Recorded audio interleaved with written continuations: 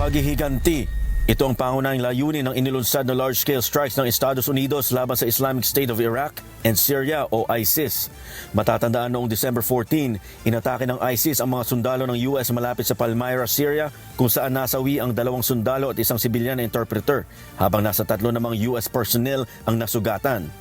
Tinawag na Operation Hawkeye Strike ang naturang operasyon alinsunod sa direkta ni US President Donald Trump.